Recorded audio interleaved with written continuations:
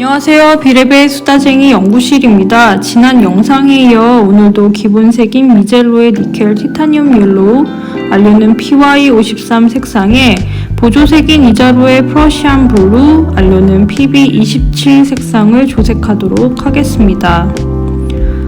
조색카드 템플릿 구성이 궁금하신 분들은 제가 만든 설명 영상을 더보기란과 댓글에 링크 걸어둘 테니 참고해 주시고요.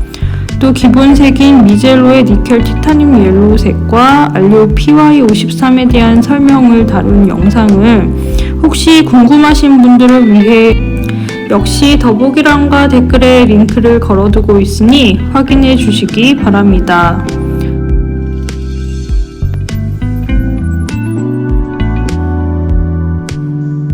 오늘 사용하는 보조색 물감은 이자로라는 벨기에의 수제 물감 브랜드입니다. 이자벨 로엘로프라는 작가님이 만드시는 물감인데 작가님 집안이 대대로 미술과 연관이 깊어서 보조 할아버지부터 중조 할아버지까지 작가 활동을 하시기도 하고 색을 만드는 일도 하셨다고 해요. 또 현재 작가님이 물감을 만들 때 사용하는 기계의 대부분은 작가님의 아버지가 제작을 하셨다는데요. 이렇게 가족에 오랜 동안 쌓이고 깊어진 유산을 바탕으로 만들고 있는 물감이라고 소개하는, 그래서 작가님 가족만의 역사와 자부심이 느껴지는 그런 브랜드입니다.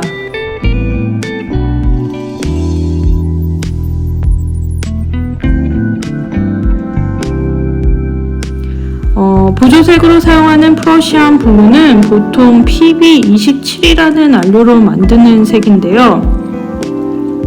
이 PB27이 최초로 만들어진 현대적인 합성 알료라고 해요. 참고로 최초의 고전적인 합성 알료는 이집시언 블루라는 색을 만드는 PB31입니다. 프러시안 블루 알료를 발견한 시기를 1706년으로 추정하는데 연관된 이야기가 좀 재미가 있어요. 이 알료는 우연히 베를린의 색 판매상인 요한 제이콥 나이바흐라는 사람에 의해서 발견되었는데요.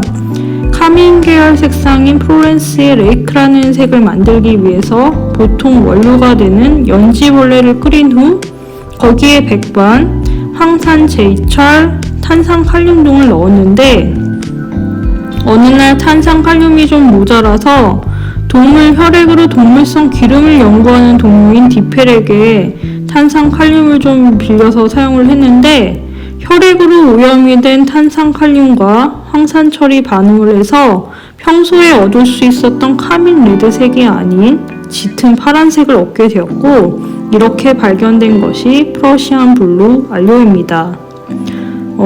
빨간색을 기대하고 작업을 했는데 파란색이 나왔으니 얼마나 놀랐을까요?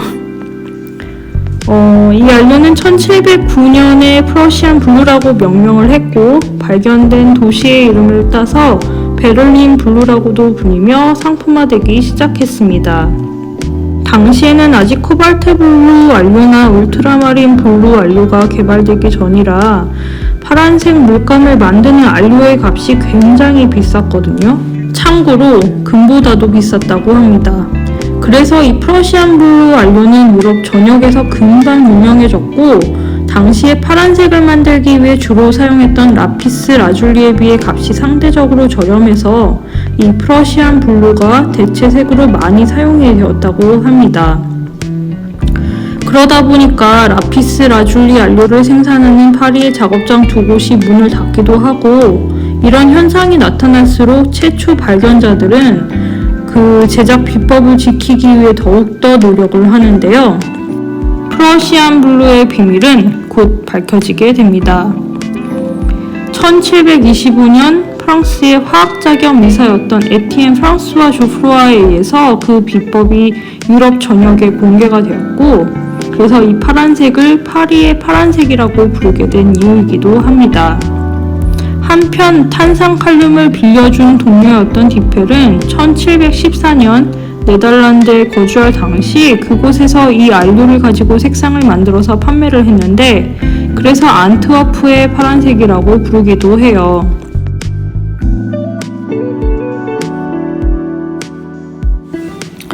어쨌든 이런저런 이유로 지역명이 가장 많이 붙은 그런 파란색이 되었습니다.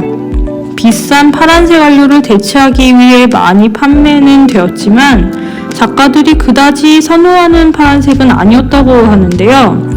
그 이유는 색이 투명하고 내광성이 좋은 장점이 있는 반면에 건조 과정에서 색이 회색이나 녹색을 띠는 색으로 변색되기 때문입니다.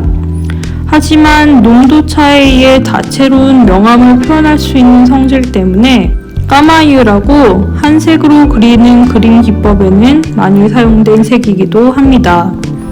혹시 장식용 접시나 도자기에 파란색 혹은 붉은색으로만 그리고 채색된 그림을 보신 적이 있으신가요? 그런 그림들을 까마이유라고 하는데요.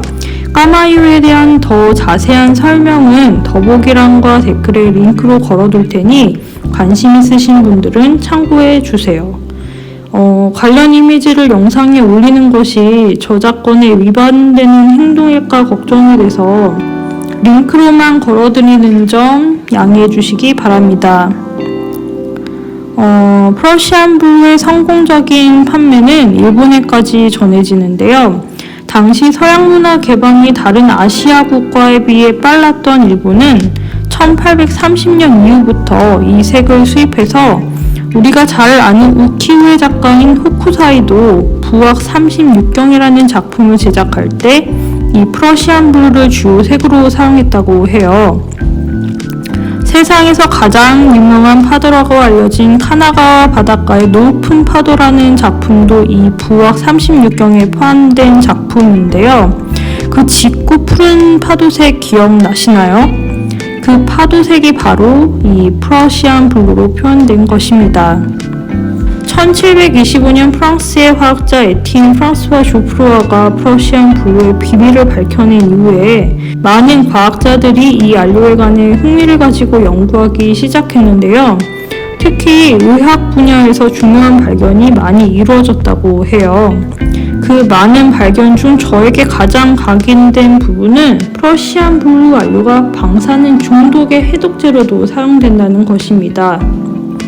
체르노빌 사태 때문에 오염된 멧돼지 등 방사능에 노출된 다양한 실험군에 의해 검사가 되어서 2013년부터는 정식으로 세계보건기구의 주요 의약품 리스트에도 지정이 되었다고 해요.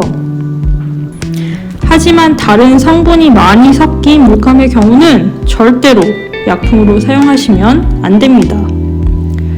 PB27 프러시안 블루는 정말 다양한 이야기를 많이 가지고 있는 안료가 아닌가요?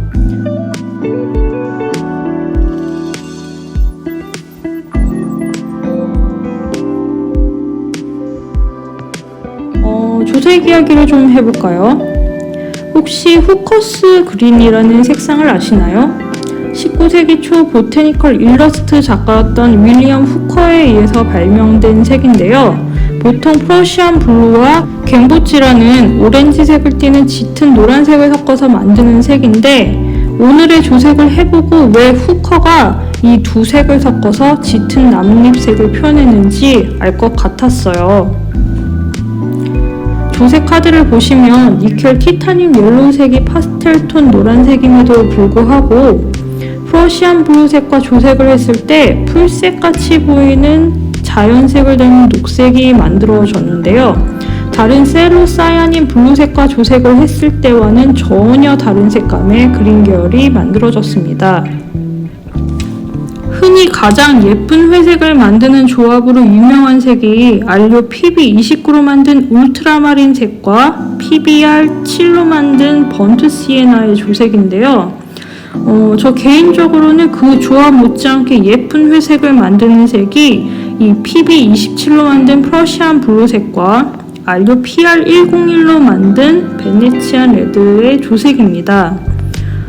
푸르면서도 따뜻한 느낌의 회색이 만들어지니까 프러시안 블루색을 갖고 계신 분이라면 한번 활용해 보세요. 오늘의 프러시안 블루에 대한 이야기는 어떠셨나요? 제 이야기가 재미있으셨고 다음번의 이야기가 궁금하신 분들은 좋아요와 구독하기 부탁드립니다. 다음번에도 보조색은 블루 계열일 텐데요. 또 다른 재미있는 파란색 이야기를 가지고 다음 영상에서 뵙겠습니다. 영상 봐주셔서 감사합니다. 안녕히 계세요. 그럼 마지막으로 덧칠 하고 착색 확인도 하고 착색이 살짝 됐는데요.